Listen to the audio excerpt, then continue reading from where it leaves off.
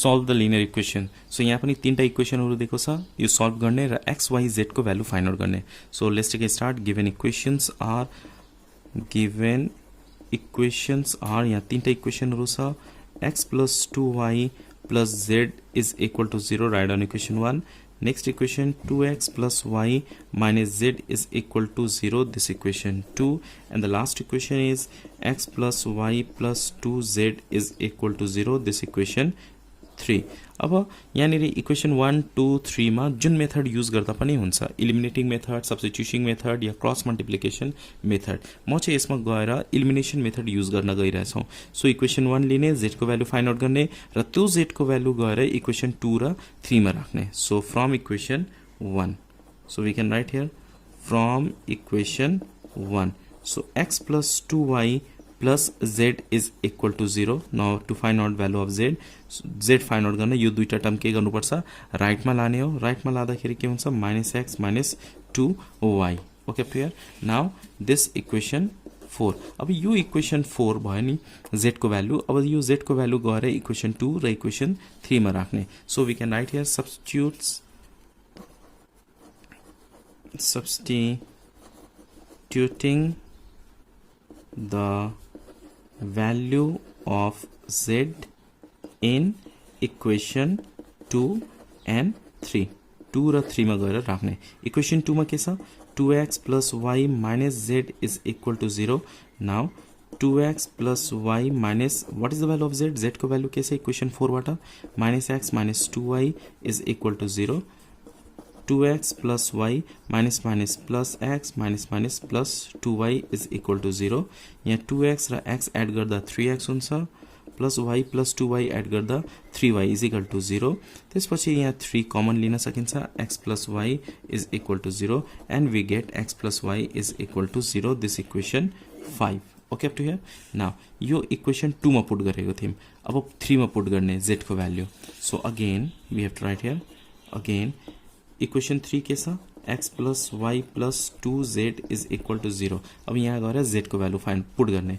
x plus y plus 2, z को value कति छ, -x minus 2y. So write down here -x minus 2y is equal to 0. So x plus y plus minus minus 2 into x, 2x plus minus minus 2 into 2, 4y is equal to 0. x minus 2x के हुन्छ, -x, y minus 3y 4y के हुन्छ, -3y is equal to 0. Okay up to here. If you take minus common, so what is here remaining, minus common लिँदाखेरि के हुन्छ, x plus 3y is equal to 0, or we can write x plus 3y is equal to 0. This equation 6. Okay. Now when you solve this to subtract equation 5 and 6, you will get value of y. किनभने यहाँ दुईटा x x छ, subtract गर्दा यो x र x cancel हुन्छ, remaining y हुन्छ. So we can get value of y. So we have to write here solving or subtracting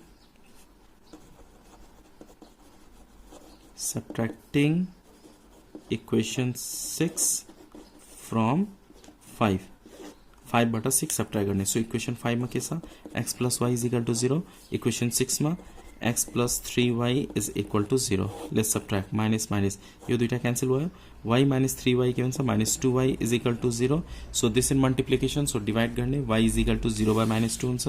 So y is equal to 0 by minus 2, y is equal to 0. Okay, y को value कति आएको छ, 0. अब y को value गएर equation 5 नभए equation 6 मा राख्ने, you will get value of x.